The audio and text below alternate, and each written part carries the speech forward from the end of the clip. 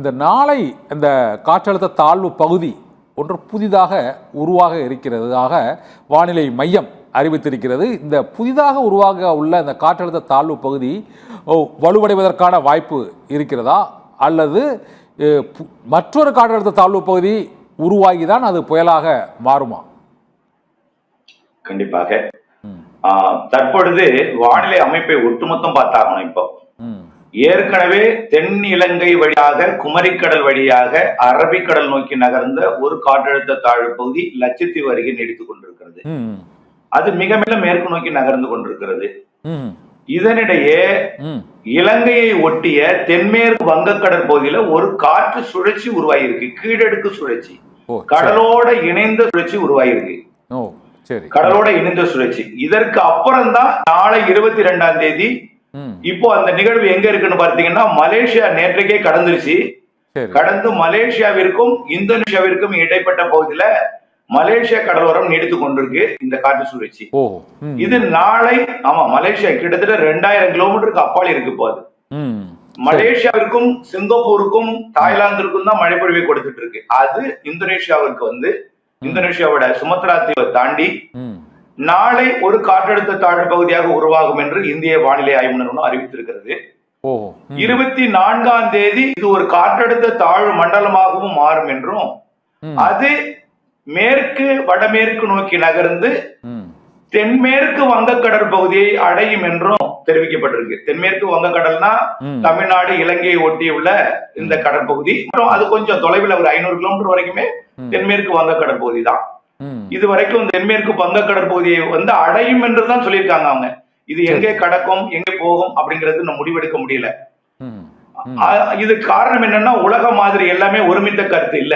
யாரிடமே கொஞ்சம் கூட ஒருமித்த கருத்து இல்ல. காரணம் என்னன்னா இப்போ இலங்கை அருகே உருவாகி இருக்கு இல்லையா ஒரு காற்றழுத்த தாழ்வு நிலை. இதை நம்ம கடந்த நேர்காணலே நம்ம அறிவித்திருந்தோம். 2 என்று கேட்டீங்க நீங்க. 2 சொல்லியிருந்தோம்.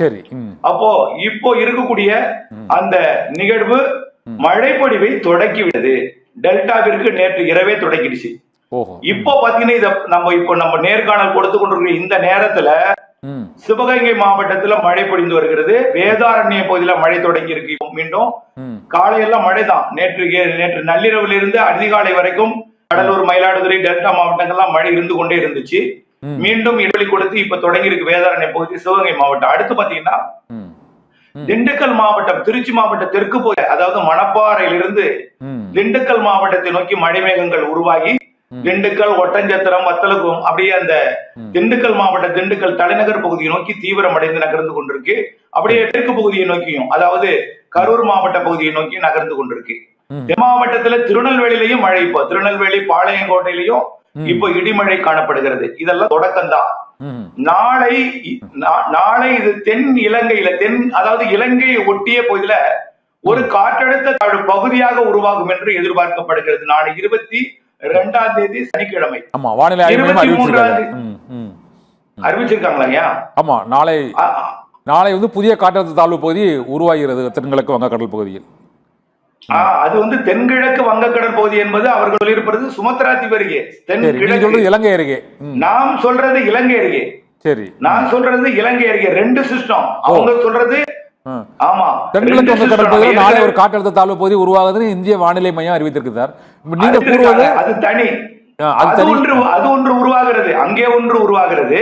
சரி, இலங்கை அருகேயும் உருவாகிறது. சரி, இலங்கை அருகே உருவாகி இலங்கை என்ன காரணம் சிவகுமார் சார்? அதுதான் இலங்கை அருகே உருவாகி இருக்கக்கூடிய காற்று சுழற்சி தாழ்வு பகுதி. இது புதுசா உருவாகுது. நீங்க சொல்றது நாளை புதுசா இன்னொன்னு உருவாகுது. அதாவது இப்போ இருப்பது காற்றழுத்த தாழ்வு நிலையாக கடலோட இணைந்த காற்று சுழற்சியாக இருக்கு இப்போ. சரி, அது கடலோட இணைந்து ஒரு பரந்த பரப்பே ஒரு தாழ்வு பகுதியாக ஒரு தீவிரமடையக்கூடிய ஒரு நிகழ்வாக உருவாக போகுது. சரி, அது இல்லாம அவங்க சொல்லிருக்கிறது எங்க இருக்குன்னா அந்தமானோட தெற்கு பகுதியில தென்கிழக்கு வங்கக்கடல், நாம சொல்றது தென் மேற்கு வங்கக்கடல், இலங்கையை ஒட்டி 2 சிஸ்டம் உருவாகுது. மொத்தம் 3. ஒன்று அரபிக்கடல்ல லட்சத்தீவு அருகே ஒன்று.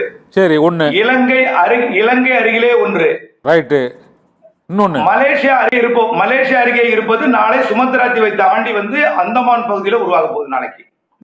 மொத்தம் 3. இது தவிர இங்க தென்கிழக்கு வங்கக்கடல் பகுதியில் ஒரு காற்றழுத்த தாழ்வு பகுதி உருவாகணும் அறிவிச்சிருக்காங்க ஒண்ணு. மொத்தம் 4. அதுதான் அதைத்தான் நான் சொல்றேன். தென் கிழக்கு என்பது அந்தமான் தெற்கு பகுதி.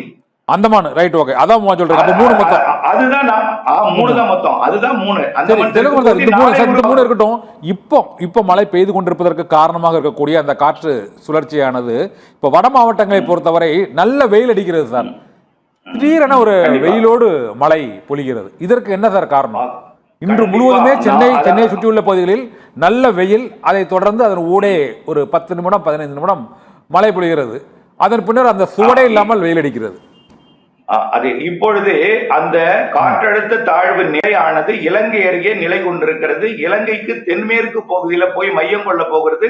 இலங்கையோட தெற்கு பகுதியில ஒரு காற்றழுத்த தாழ்வு பகுதியாக உருவெடுக்க போகிறது. மன்னார் வளைகுடா வரைக்கும் மேற்கு நோக்கி நகர்ந்து மீண்டும் கிழக்கு நோக்கி நகர போகுது. இதோட எதிர்பார்ப்பு. இந்த நிகழ்வு இப்போ இலங்கை கிட்ட இருக்கிற காரணத்தினால கிழக்கு காற்றை ஈர்த்து சென்னையில ஏற்றுறது கிழக்கு காற்று. அதாவது கிழக்கு இருந்து சென்னையில ஏறக்கூடிய காற்று எங்க இருந்து வருது பாத்தீங்கன்னா மியான்மர்ல இருந்து வருது. மியான்மர்ல இருந்து வந்து கடல்ல இறங்கி அது சென்னையில ஏறுது. அப்போ அதிகாலையில குளிரை கொடுக்கும். அதாவது இரவிலே குளிரை கொடுக்கும். நள்ளிரவுக்கு பிறகு அதிகாலையில சென்னையில மழைப்பொழிவு கொடுக்கும். நாளை அதிகாலை சென்னைக்கு மழைப்பொழிவு உண்டு. நாளை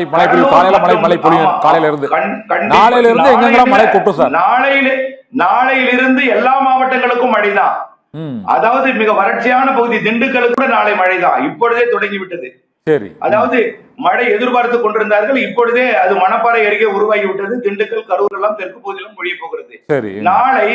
நாளை வடகடலோரம் இந்த நிகழ்வு என்னன்னா இலங்கைக்கு அருகே இருப்பது நிலநடுக்கோட்டை இந்திய பெருங்கடல் ஈர்க்க போகிறது. நாளை மறுநாள் அப்படின்னா நிறைய நீராவியை கொண்டு வந்து கரையேற்ற போகிறது. அதனால நாளை அந்தமான் பகுதியில் அவர்கள் சொல்வது 22ஆம் தேதி அது வருவது புயலாக மாறுவது தாமதம் அடையும். அதற்கு முன்பே இந்த நிகழ்வு மழைப்பொழிவு கொடுக்க போகிறது.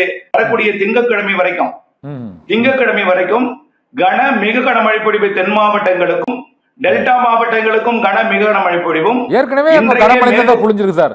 ஏற்கனவே தாமிரபரணி ஆறெல்லாம் வெள்ளப்பெருக்கு குற்றால அருவிகளில் ஆர்ப்பரித்து விழுந்து கொண்டிருக்கிறது. தென் மாவட்டங்களில் இப்போதே கடுமையான வெள்ளப்பெருக்கு தான். இன்னும் மேலும் மழை பொழிவு இருக்குன்னு சொல்றீங்களா? கண்டிப்பாக இந்த நிகழ்வு மன்னார் வளைகுடா வரும்பொழுது டெல்டா மாவட்டங்கள், தென் மாவட்டங்கள் இதுவரைக்கும் மழை பெய்யாது. இப்ப கேட்டுட்டு இருக்கவங்களுக்கு இப்படிதான் சொல்லுவாங்க, இந்த மழையும் பெய்யாது அப்படி நினைப்பாங்க. இந்த புலி கண்டிப்பா பாயும். இந்த புலி கண்டிப்பா வந்துரும் சார். புலி வருது இந்த மழை வரும் கண்டிப்பா. ஆனா ஏற்கனவே டெல்டாவிலையும் தென் மாவட்டங்களையும் மழை கொட்டி தீர்த்திருக்கு சார். இப்பயும் அதே இடத்துலதான் இப்பயும் அதே போலதான் கொட்ட போகிறது. நிறைய மழை பொழிய போகிறது. நாடு மூக்கு ஊத்து பகுதியிலையும்.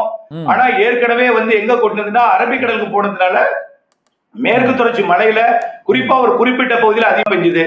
இப்ப தென் மாவட்டம் முழுவதுமே பெய்ய போகுது. திண்டுக்கல், தேனி, மதுரை, விருதுநகர், ராமநாதபுரம், தூத்துக்குடி, திருநெல்வேலி, கன்னியாகுமரி, தென்காசி, புதுக்கோட்டை, சிவகங்கை எல்லாமே, அதே போல அதனை ஒட்டியுள்ள டெல்டா மாவட்டங்கள், அப்புறம் படிப்படியா வடகடலோரம் சென்னைக்கும் கொடுக்க போகுது. ஞாயிற்றுக்கிழமை சென்னைக்கு கனமழை இருக்கு. ஞாயிற்றுக்கிழமை 23ஆம் தேதி சென்னைக்கு கனமழை பொழிவு இருக்கு. நாளை மறுநாள் சென்னை ஒட்டியுள்ள மாவட்டங்களில் கனமழை பொழிவதற்கு அது எந்த காற்றழுத்த தாழ்வு பகுதி காரணமா அல்லது எல்லாமே இலங்கை அருகே தற்பொழுது உருவாகி கொண்டிருக்கக்கூடிய நிகழ்வு இலங்கைக்கு தெற்கு புறம் போய் தீவிரமடைந்து மன்னார் வளைகுடாவிற்கு தெற்கு புறம் திங்கட்கிழமைக்குள் வந்து வரக்கூடிய சனி, ஞாயிறு, திங்கள் 3 நாளும் மழை தரக்கூடியது. இலங்கை அருகே தற்பொழுது இன்னும் வானிலை ஆய்வு நிறுவனத்தால் அறிவிக்க போகிற அந்த நிகழ்வு ஞாயிற்றுக்கிழமை முதல் சென்னை, காஞ்சிபுரம், திருவள்ளூர், செங்கல்பட்டு இந்த வட மாவட்டங்கள்ல கனமழை இருக்குது. ஆமா, ஞாயிறு, திங்கள் கனமழை இருக்கு. அங்க மட்டுமல்ல, உள்ளேயும் திருப்பத்தூர், ராணிப்பேட்டை, ஆந்திர, கர்நாடக எல்லையோர மாவட்டங்கள், அனைத்து வடவுள் மாவட்டங்கள், எல்லா மாவட்டங்களுக்குமே ஞாயிறு, திங்கள் அதாவது திங்கட்கிழமை வரைக்கும் அதிகமா பெரும்பாலான மணி நேரங்கள் மழையாத்தான் இருக்கும். டெல்டாவிற்கும் தென் மாவட்டங்களுக்கும் விட்டு கனமழையாக இருக்கும். சில நேரங்கள் மிக கனமழையாக இருக்கும். தென் மாவட்டங்கள்ல மேற்கு தொடர்ச்சி மழை அதீத மழை பொழிவிற்கும் 25 சென்டிமீட்டர் கூட பொழியலாம். அந்த காக்காட்சி, மாஞ்சோலை, அந்த குற்றாலத்தை ஒட்டி உள்ள பகுதிகளில் 25 சென்டிமீட்டர் மழை பெய்திருக்கிறது கடந்த 2 நாட்களுக்கு முன்பு. மீண்டும் 25 சென்டிமீட்டர் மழை இருக்கும். கண்டிப்பா இருக்கும். அந்த தாமிரபரணியில் வெள்ளப்பெருக்கு இருக்குது. அடுத்த வாரமும் இருக்குது. கண்டிப்பா அடுத்த வாரம்ல நாளை மறுநாள் திங்கள் செவ்வாய் எல்லாமே இந்த நிகழ்வு இலங்கை திங்கட்கிழமை வரை இருக்கிறது. அனைத்து மாவட்டங்களும் இருக்கு. இப்போ மழை இல்லையே இது பெய்யாதுன்னு சொல்லிட்டு இருக்கவங்க தயவு செய்து இது பெய்யும் என்ற நம்பிக்கையுடன் இருக்கலாம். ஈரோடு, நீலகிரி, கோயம்புத்தூர், கிருஷ்ணகிரி, தருமபுரி, சேலம், நாமக்கல் எல்லா மாவட்டங்களுக்குமே சனி, ஞாயிறு, திங்கள் இருக்கிறது. இந்த இலங்கை அருகே புதிதாக உருவாகக்கூடிய நிகழ்வு. அடுத்த நிகழ்வு 22ஆம் தேதி மேல உருவாகி 24ஆம் தேதி மண்டலமாகி இலங்கைக்கு அருகே வரும் பொழுது இப்போ இலங்கை கிட்ட மழை பொழிவை கொடுக்கக்கூடிய நிகழ்வு கிழக்கு நோக்கி வந்து இரண்டும் ஒன்றிணைந்து தீவிரமடைந்து தமிழ்நாட்டின் கரையை நெருங்கும் என்று எதிர்பார்க்கப்படுகிறது. இப்போ சென்னியார் புயல் சொல்லிட்டு இருக்காங்களா சார்? கிட்டத்தட்ட இது ஒரு மாசமாவே சொல்லிட்டு இருக்காங்க. இந்த மோந்தா புயலுக்கு அப்புறம் சென்னியார் புயல் உருவாகும்னு. இது எந்த காற்றழுத்த தாழ்வு பகுதி வலுவடைந்து உருவாகும்? இது சரியாக எந்த தேதியில் எந்த திசையில் அது நகரும்? சென்னையை தாக்குமா சென்னியார் என்றெல்லாம் பேசுகிறார்கள். ஆனால் தமிழகத்தில் கரையை கடப்பதற்கான வாய்ப்பு இருப்பதாகவும் ஓரளவு கடித்து கூறிக்கொண்டிருக்கிறார்கள். ஆனால் என்று உருவாகும் சென்னியார் புயல்? உருவாகாதா? அதாவது இந்திய வானிலை ஆய்வு நிறுவனம் 22ஆம் தேதி காற்றழுத்த தாழ்வு பகுதி தென்கிழக்கு வங்கக்கடல்ல அந்தமான் தெற்கு பகுதியில் நம்ம உருவாகும் என்று சொல்லியிருக்காங்க. அது நாளை மறுதினம் 24 இன்றைக்கு 21 ஆமா நாளை உருவாகும். நாளை 22ஆம் தேதி 21ஆம் தேதி ஞாயிற்றுக்கிழமை அடுத்த நாள் திங்கட்கிழமை காற்றழுத்த தாழ்வு மண்டலம் ஆயிடும். 21ஆம் தேதி தாழ்வு பகுதி, 22ஆம் தேதி வெல்மார்க் லோ பிரஷர், திங்கட்கிழமை வந்து ஒரு காற்றழுத்த தாழ்வு மண்டலம், செவ்வாய்க்கிழமை ஆழ்ந்த காற்றழுத்த தாழ்வு மண்டலம். அதுவே புயலா மாறும். எங்க வந்துன்னா இலங்கைக்கு நெருக்கமாக வந்து தெற்கு மத்திய வங்கக்கடல், இலங்கைக்கும் தெற்கு அந்தமானுக்கும் இடைப்பட்ட தெற்கு மத்திய வங்கக்கடல் வந்து தீவிரமடையும் பொழுது இப்போ இலங்கை கிட்ட இருக்கக்கூடிய நிகழ்வு இப்ப தென் மாவட்டங்களுக்கும் டெல்டாவிற்கும் நிறைய மழை பொழிவையும், உள் மாவட்டங்களுக்கு சென்னைக்கெல்லாம் ஞாயிற்றுக்கிழமை மழை கொடுக்க போகிற அந்த நிகழ்வு நிலை கொண்டிருக்கிறது அல்லவா? அது வரக்கூடிய புதன் வேடல்ல போய் அதோட ஒன்றிணைந்து தீவிரமடைந்து தமிழ்நாட்டை நோக்கியே வரும். பெரும்பாலும் தமிழ்நாட்டின் அதாவது மத்திய மாவட்டங்கள்லயோ அல்லது வடகடலோரம் தான் அது கடக்கும். ஆனால் கடக்கும் பொழுது சென்னியார் புயலாக உருவானாலும் கரையை நெருங்கும் பொழுது மீண்டும் ஒரு தீவிர தாழ்வு பகுதியாகத்தான், அதாவது ஒரு வெல்மார்க் லோ பிரஷராகவோ அல்லது ஒரு டிப்ரெஷனாகத்தான் அது கரை கடக்கும். ஓகே, எந்த இடத்துல கரை கடக்கிறதுக்கான வாய்ப்பு இருக்கு சார்? அது ஆந்திராவை நோக்கி செல்லும் என்று இந்திய வானிலை மையம் கணித்து வருகிறது. ஒரு சிலர் தமிழகத்தை நோக்கி, தமிழக கடலோரம் தான் கரையை கடக்கும் என்கிறார்கள். ஒரு சிலர் சென்னையை ஒட்டி கரையை கடக்கும் என்கிறார்கள். எங்கு அந்த சென்னியார் புயல் உருவானால் என்று கரையை கடக்கும்? கண்டிப்பா இலங்கை, அதாவது இலங்கை அருகே தற்பொழுது உருவாகி இருக்கக்கூடிய அந்த தாழ்வு பகுதியை கணக்கில் எடுத்துக்கொள்ள விட்டார்கள் என்று நினைக்கிறேன். உலக வானிலையாளர்களும் அது வந்து கணினி மாதிரிகளும் அதை வந்து அதை ஏற்றும் பொழுது இது தொடர்பான தகவலை அதுல ஃபீட் செய்யலன்னு நினைக்கிறேன். இப்ப இது உருவாகும் பொழுது இந்த நிகழ்வே அதை கிழக்கிலிருந்து மேற்கு நோக்கி ஈர்த்து தமிழ்நாட்டுக்கு மிக நெருக்கமாக வந்துதான் அது புயலாக உருவாகி வந்து, ஆனா கரையை கடக்கும் பொழுது காற்று பாதிப்பு இருக்கவே இருக்காது. ஒரு மண்டலமாகவோ ஒரு ஆழ்ந்த காற்றழுத்த தாழ்வு மண்டலமாகவோ, ஆனால் கரையை கடக்கும் போது ஒரு வெல்மார்க் லோ பிரஷரா தான், ஒரு தீவிர தாழ்வு பகுதியா தான் கரை கடக்கும். சரி, எப்ப நேம் கொடுப்பாங்க? புயல் எப்ப அறிவிப்பாங்க?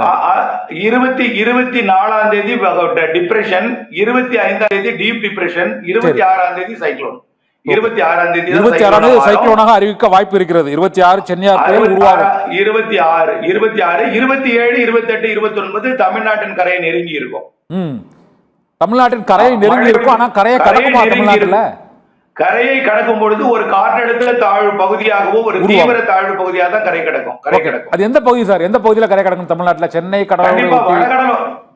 வடகடலோர மாவட்டங்கள், வடகடலோரத்தை கடக்கும் பொழுது எங்கே கடந்தாலும் சென்னைக்கு மழை உறுதி. எங்கே கடந்தாலும் சென்னைக்கு மழை உறுதி. இல்ல, ஆந்திரா போக வாய்ப்பு இருக்குதா? தமிழ்நாட்டுல தான் கரை கடக்குமா? அது இப்போ உறுதியா சொல்ல முடியுமா? அதாவது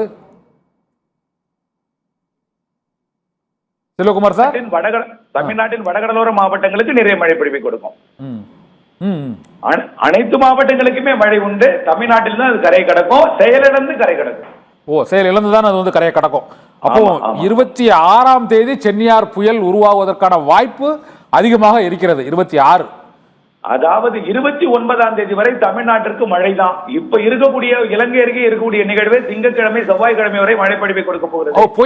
புயலா ஆனாலும் ஆகாட்டாலும் மழை பொழிவு 29ஆம் தேதி வரை இருக்குது. 29ஆம் தேதி வரை இலங்கை இருக்கக்கூடிய நிகழ்வு நம்ம நெருங்கி வந்து மழைப்பொழிவை கொடுத்து தான் ஆகும். அந்த நிகழ்வு எங்கே போகும்? அந்த நிகழ்வு இதோட இணையலன்னா கூட இது தனியாக வந்தாவது நம்மளுக்கு மழைப்பொழிவை கொடுக்கும்.